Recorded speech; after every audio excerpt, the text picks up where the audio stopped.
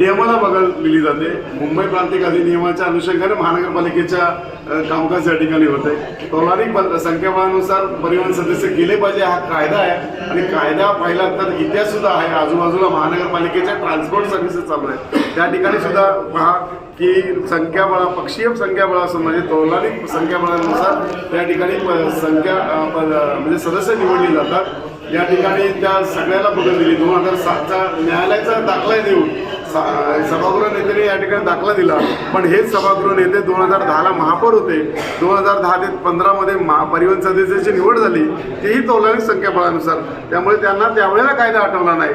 आज त्यांना या ठिकाणी कायद्याचा साक्षात्कार झाला आणि पाशवी बहुमताच्या जोरावर कायद्याला अनुसरून नाही तर बेकायदेशीरपणे लोकशाहीचा गळा घोटून त्यांनी या ठिकाणी 12 परिवहन सदस्य निवडलेले आहेत. हे निषेधार्थ आहे आणि हे निषेध करण्याकरता आम्ही सभात्याग केलेला आहे. आणि भविष्यामध्ये मला तर वाटतंय सत्ताधाऱ्यांना परिवहन सेवा ही चालवायचीच नाही आहे. याच्यावर कुठेतरी आपला अंकुश असला पाहिजे, प्रशासक नेमला पाहिजे. हा त्यांचा मागचा हेतू आहे. कार्यकर्ता मोठा करायचा असला तर सगळ्यांना घेऊन मोठं केलं गेलं पाहिजे होतं. ही वस्तुस्थिती आहे. त्यांचे 8 सदस्य या ठिकाणी जात होते. आमचे 5 सदस्य तोलारी संख्याबळाने जाणार. आता विनाकारण त्याच्यावर स्टे येणार आणि तो स्टे किती अनिश्चित कालासाठी असेल हे निश्चित स्वरूपात आहे.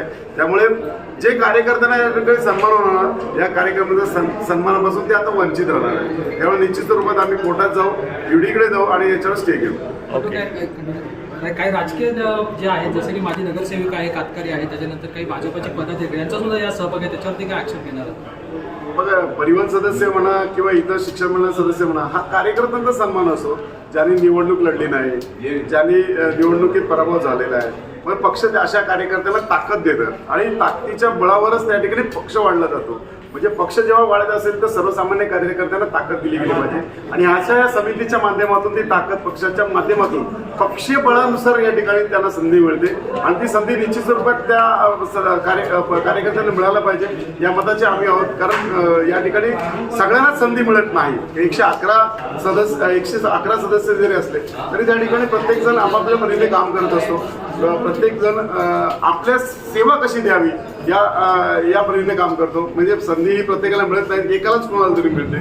ती संधी ज्या संधीपासून ते वंचित राहतात अशाने या समित्या वर घेतलं जातं आणि बाहेरलीच सदस्य परिवहनावर म्हणा शिक्षणावर असतात आणि तीच प्रक्रिया इतक्या वर्षात चालत आलेली आहे. परंतु आजच काय असा साक्षात्कार झाला की सभागृह नेत्यांनी या ठिकाणी तो विषय मांडला